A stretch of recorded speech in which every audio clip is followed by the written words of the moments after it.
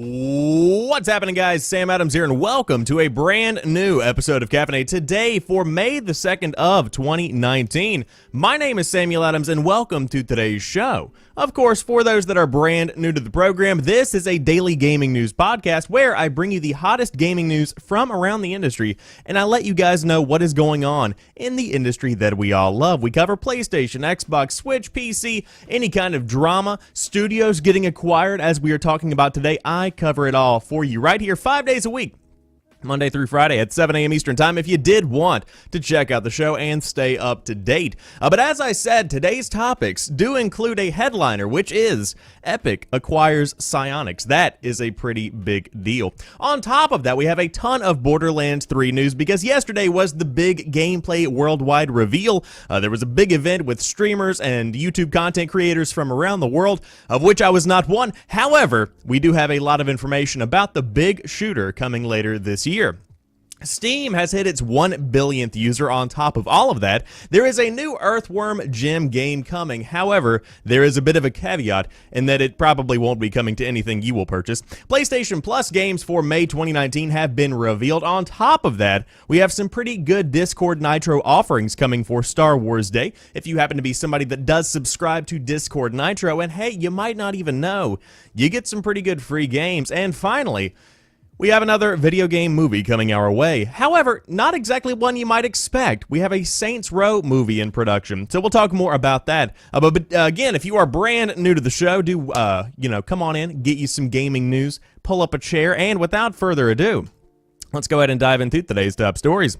Epic acquires Psyonix and will remove Rocket League from sale on Steam later this year. However, there has been an update to this story, which we will report back on. Epic Games has announced, presumably in another giggling confetti shower of Fortnite cash, that it is in the process of acquiring four-wheeled footy phenomenon Rocket League and its developer Psyonix for an undisclosed sum. That's significant news given Rocket League's enormous popularity. It's sold over 10.5 million copies across all platforms with 57 million registered players and marks another wad-flinging gambit in Epic's aggressive grasp for PC storefront dominance. By the end of the year, Rocket League will be removed from sale on Steam and become an Epic Game Store exclusive. Pause. Return to the update.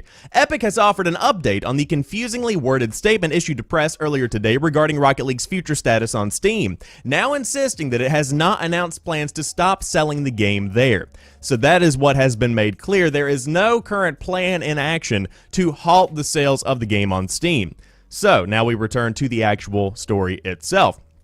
Rocket League's large Steam player base has no immediate need to panic, however. Until the transition is complete sometime in late 2019, Rocket League will remain on sale through Steam, and Psyonix says it will continue to support the game on Valve's platform. Speaking to Variety, the developer clarified that Steam users will continue to receive patches, DLC, and all other content that hits the PC version of the game through the Epic Games Store.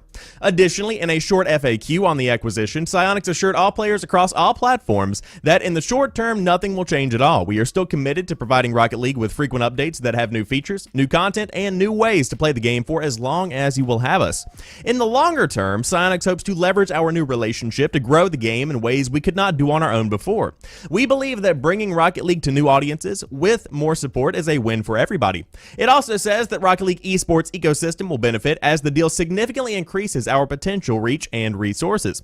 The deal between Epic and Psyonix is currently due to be finalized at the end of the month or early June 2019, subject to customary closing conditions. And so it does appear that Psyonix is being acquired by the guys over there at Epic Games.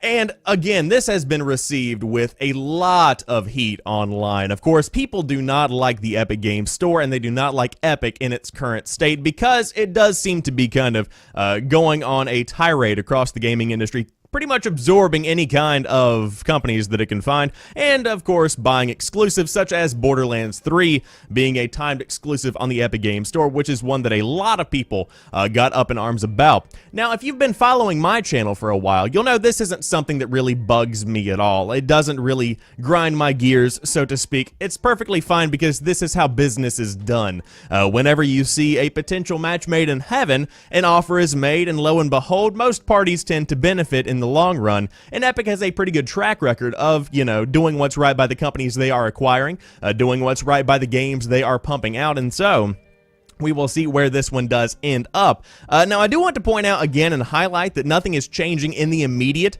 It is all going to be a long-term kind of gradual shift from Steam to Epic Games Store, I would assume. And on top of that, we don't even know if it will stop being sold on Steam. I would assume, if I had to hypothesize, that Rocket League will eventually be an Epic Games Store exclusive, but those that do have the game on Steam will be able to play it, etc. Kind of in the same way that you have Metro Exodus being treated, where that game was launched on the Epic Games Store. However, those that did pre-order on Steam still had an access to the Steam copy, so it was kind of a big mess in a way, and I think that might be a little bit of what we are going to be getting here.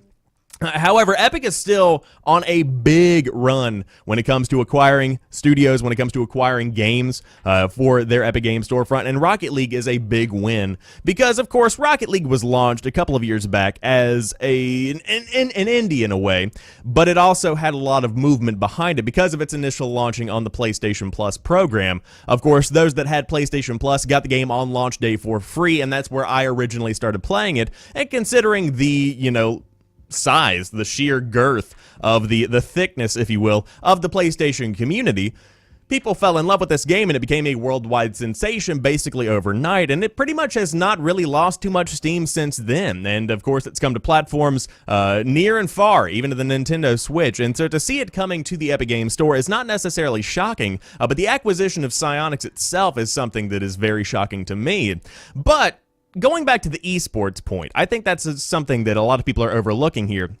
Rocket League has an incredible amount of potential as an esport, and I know that some people don't like esports. I know that it's not everybody's cup of tea, but it's a big part of gaming going forward because you have GameStop even acknowledging, hey, our model isn't working. Let's make an esports tournament, I guess, venue in Texas, and that's a big move. And of course, that's something that may or may not pan out for GameStop, but it shows the influence that esports can have on the industry as a whole whenever you're impacting things that are as foundational as the name GameStop is in the United States. And so whenever you're looking at this, whenever you're looking at the acquisition of Psyonix by Epic Games, this is going to pump more money into the game itself, and this is going to pump more money into where Rocket League and potentially future projects can go. So it's not necessarily a bad thing. However, inevitably, I will have people on Twitter, I will have people in the YouTube comment section, I will see people on Twitter in the comments of the initial posting or the initial tweet just ranting and raving about how everybody is abandoning Steam, which is very wrong. People are not abandoning Steam, but inevitably fanboys will get upset about this, but you can't help when business is done.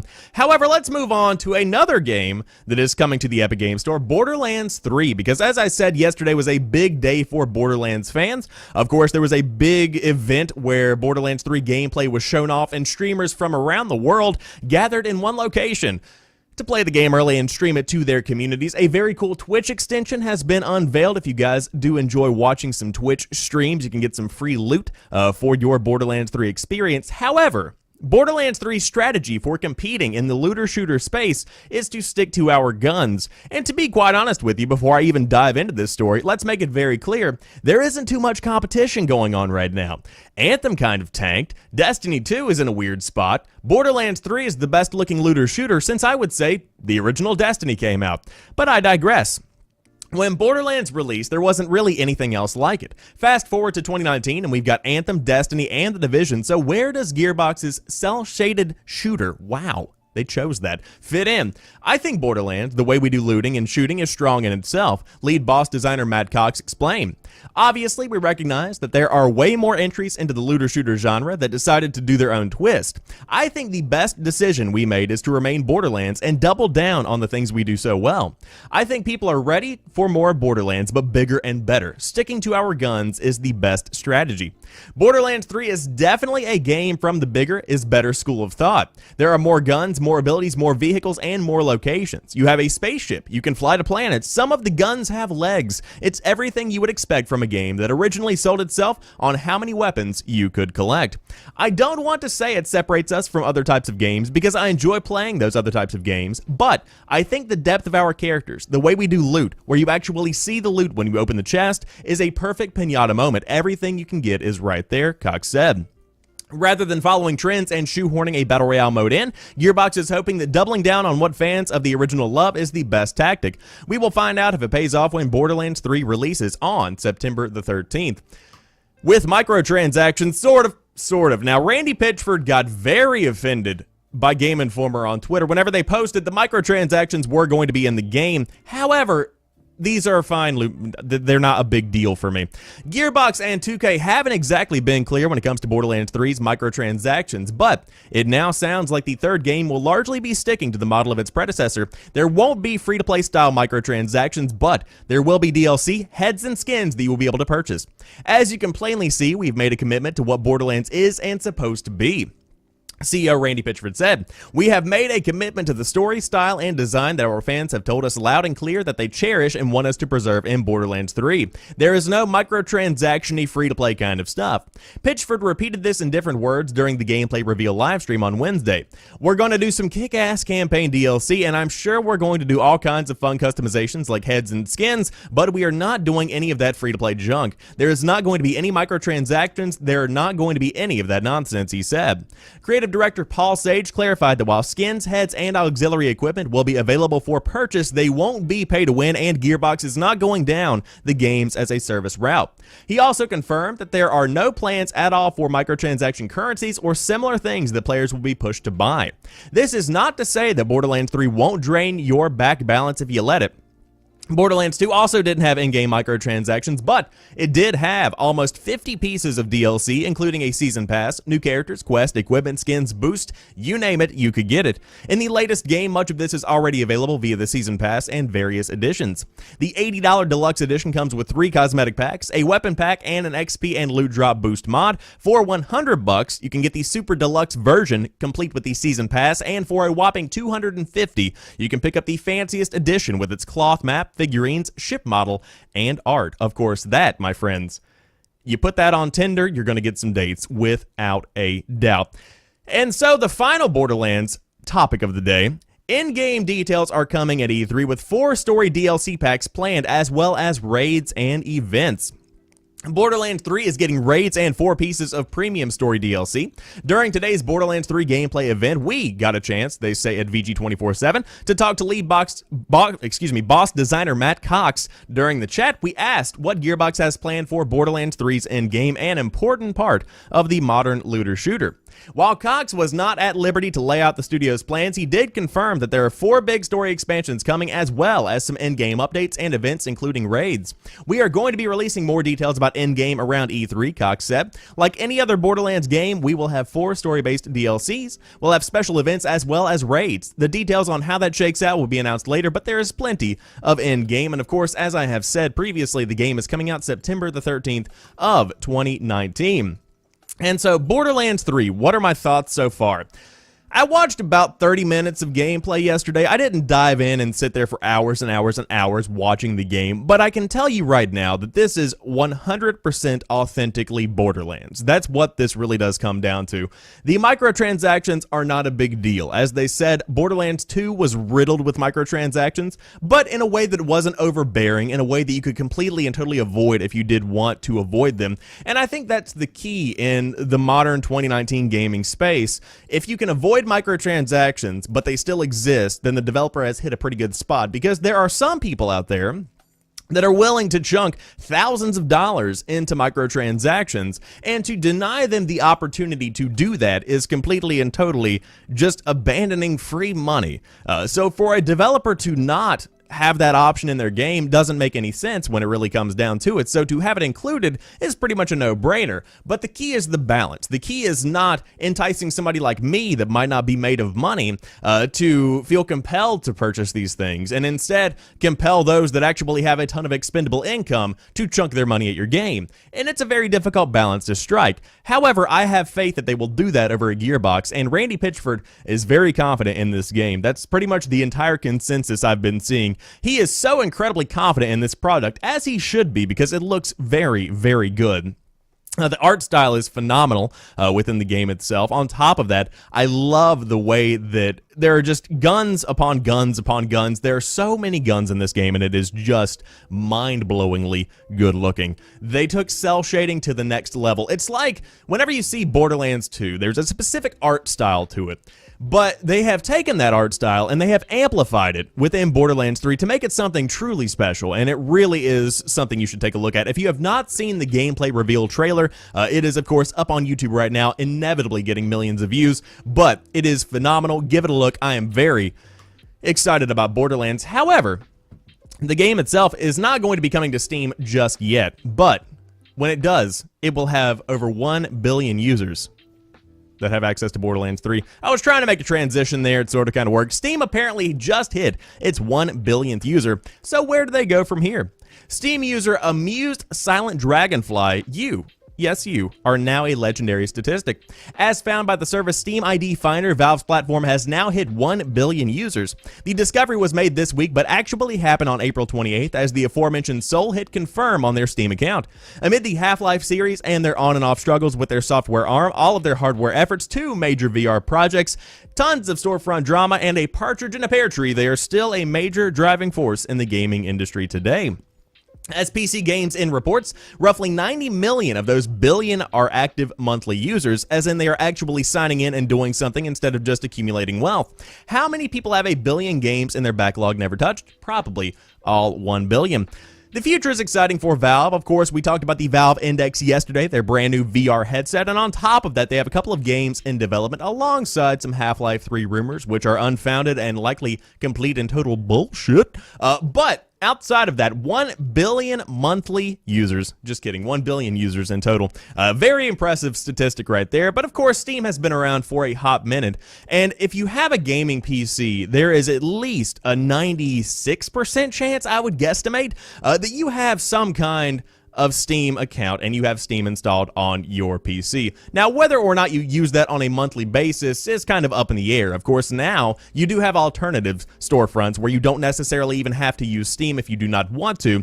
But up until this point, if you've wanted to play the biggest games on PC, you've pretty much needed Steam, and that still is a statement that is very relevant today. If you have a gaming PC, you kind of sort of need Steam just to play games, but that's not necessarily a bad thing. Of course, over the past few weeks, we've been talking more about the Epic Games Store. I'm in support of the Epic Games Store. I see that competition breeds success throughout the entire industry because it pushes changes.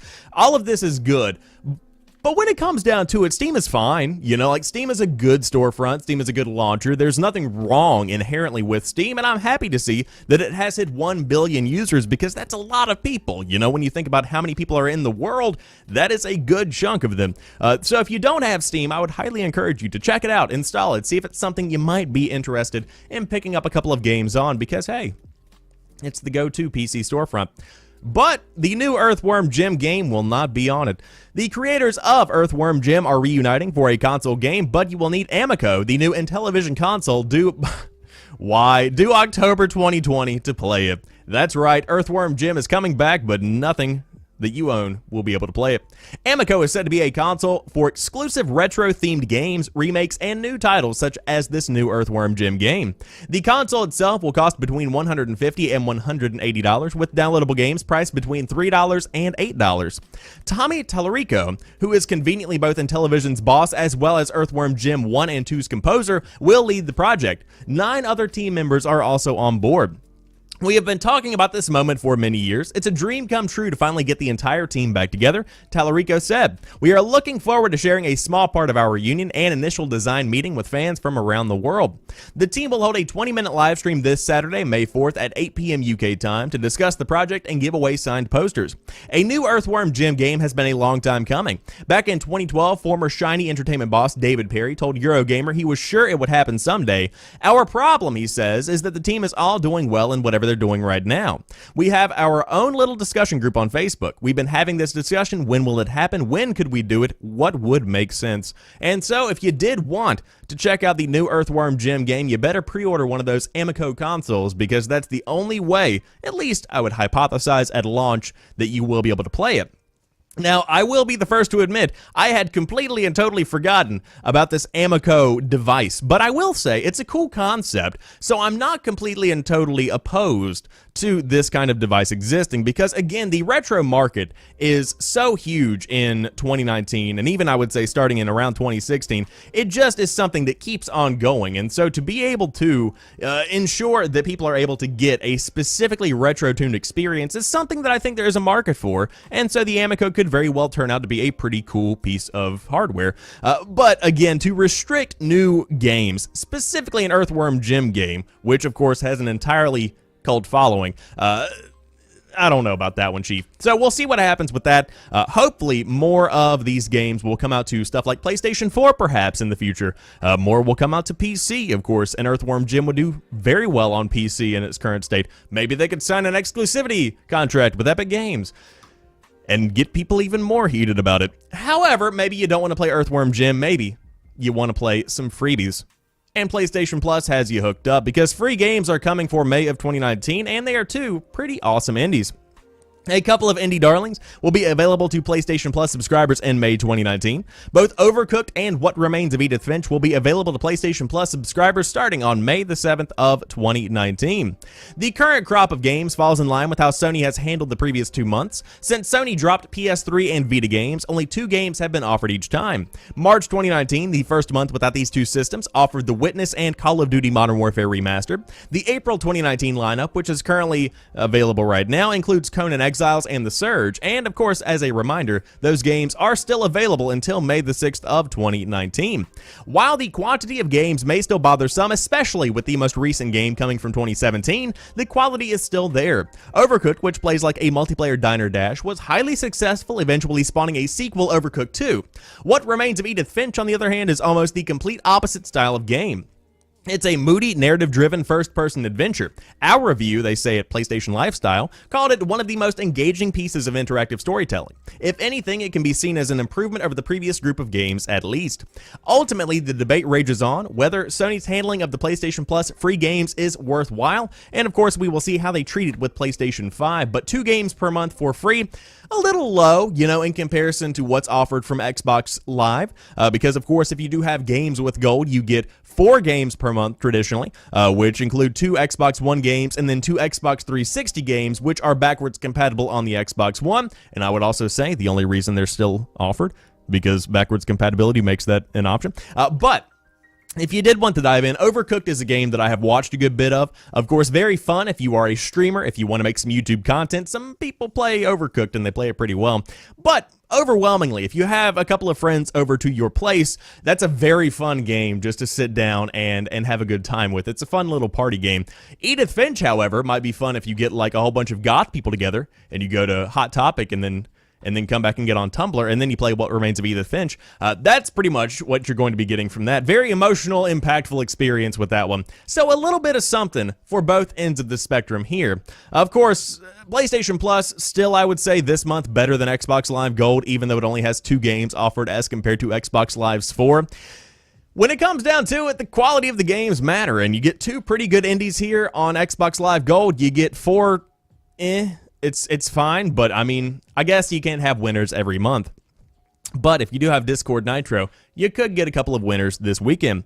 11 more games are coming to Discord Nitro's game subscription service after collaboration with Lucasfilm and Disney, according to a press release. 7 of the titles are from the Star Wars universe. Also, pause, Decky in the chat, subscribed to Tier 1 for 4 months in a row with a 3-month streak. Time sure flies, my friend. I appreciate you very much. Thank you for being here, and thank you for hanging out. Continuing, the announcement comes just in time for May the 4th, which is colloquially known as Star Wars Day. The informal holiday comes from a play on the phrase, "May the Force be with you," as in May the 4th be with you. It is the Mike Tyson Star Wars holiday.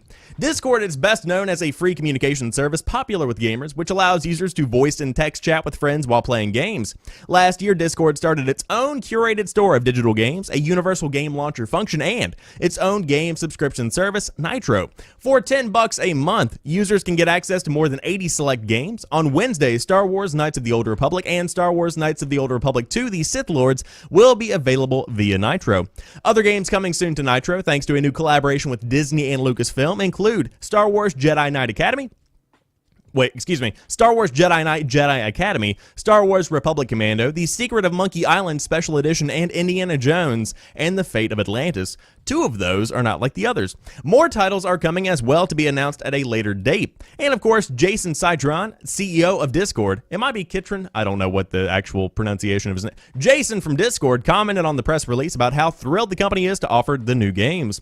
Star Wars is a huge part of our culture, and we have all grown up experiencing this galaxy through films, games, and more. We are thrilled to work with such a massive brand to bring these iconic games to Nitro subscription service, Citron said. Our commitment to users is to work with the best in interactive entertainment to bring our players closer to the content and communities they love. Collaborating with Lucasfilm and Disney is a huge step in fulfilling that promise. And of course, in February, Discord partnered with 2K Games to bring other titles, including XCOM Enemy Unknown and Sid Meier's Civilization 4, complete to its Nitro subscription service. Again, those Roman numerals, they got me 2 days in a row, but I had to think about it. We're good. Yeah. Anyways, if you do have Discord Nitro, really good deal here. Of course, $10 a month gets you a pretty solid offering. Not quite as good as something like Game Pass, but, you know, it's a pretty good way to get some freebies. And Discord is a big part of gaming culture in 2019.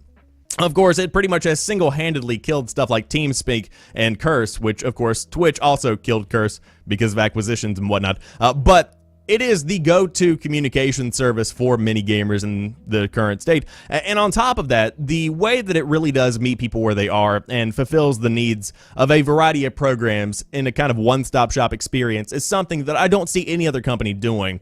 If you do not have Discord installed, even if you don't want to talk to anybody, it is the best way to launch games on your PC. If you go into Discord, it doesn't matter if you are playing Fortnite, it doesn't matter if you are playing Battlefield 5, it doesn't matter if you are playing something on Steam. If you have 8 different launchers, Discord can launch them all. That is phenomenal because it unifies everything, and that's something that I think a lot of people could use, and a lot of people don't really use. So if you did want to check out Discord Nitro, again, it's $10 a month. You get access to over 80 games, and some of those are going to be Star Wars games for May the 4th. But if you don't like games, number 1, why you here? Number 2, I have a movie for you. Saints Row movie is in development with the Fate of the Furious director. Gary Gray, I almost said F. Gary Gary. All right then. F. Gary Gray, director of The Fate of the Furious, is set to direct a film adaptation of the Saints Row video games. As reported by Deadline, development is still in its early stages, but Greg Russo is attached to write the screenplay. Russo is currently scripting the Mortal Kombat movie reboot. Oh God, no. Let me out. Russo is currently scripting the Mortal Kombat movie reboot for Warner Brothers, as well as the Resident Evil movie reboot. Oh my God, this is happening. Oh no. Oh, that's bad. I hope it's good, but my hopes aren't high. So far, there is no story detail, but the film will presumably take plenty of inspiration from the games, which followed the exploits of the 3rd Street Saints gang in the fictional cities of Stillwater and Steelport.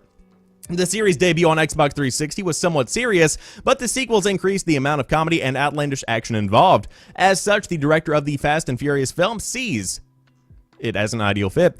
Gray's current project is Men in Black International, which releases June 14th, and he previously directed Straight Outta Compton. If you are interested in Gray's work, of course, IGN has full reports on tons of his movies, but on top of that, what do we think about the Saints Row movie? It could very well fit. In a world where there are these just stupid action popcorn movies, Saints Row fits right in with that. And as they mentioned, the original entry into the Saints Row franchise, the debut, was way too serious. Now you get stuff like Saints Row the Third, which is the one that prominently comes to mind, where it is just over-the-top stupid action. That's really what it is. It's almost like Grand Theft Auto, but inherently over-the-top, inherently comedic, inherently insane. That's what we get with Saints Row. And of course, you might be saying, Sam, Grand Theft Auto is already all of those things. I'm talking about that amplified. Saints Row is insane. So, of course, in a movie format, very well could work if you have tons of explosions, if you have, charismatic individuals who are probably a little bit larger than life, so to speak. That is really where I see this movie doing well. Again, will it do well? Perhaps. It might be one of those things where you could be strolling through your local dollar store and you could find it on DVD in a couple of months after launch, but I suppose we'll have to see. Again, Mortal Kombat movies and Resident Evil movies, it just doesn't seem like they ever do well. they just never really hit the expectations of a lot of fans. And we saw this with the Tomb Raider movie that came out a couple of years back, and even a couple of more years back, the Assassin's Creed movie, which was abysmal. So you just, I just don't know if this ever works. Games are better as games in the current state, but I would love to be proven wrong. That's pretty much where it sits. Now, Decky in the chat has a good point. Michael Bay. Let's get some Michael Bay action going on some Saints Row, because to be able to blow up a building and keep that explosion going for, I don't know, 10 to 15 minutes, that's where it's at. But that rounds out today's episode of Caffeinate. Of course, if you are brand new to the show, be sure to click that subscribe button over there on YouTube if you are watching on YouTube, because the show is hosted 5 days a week, Monday through Friday at 7 a.m. Eastern Time, and it's always put up on YouTube after the live show on twitch.tv/thesamueladams, but it's also available via podcast services around the world, and links for all of that can be found via my social media feeds, all of that good stuff, if you did want to check it out. But until tomorrow, I appreciate you guys being here. I will talk to you soon, and peace.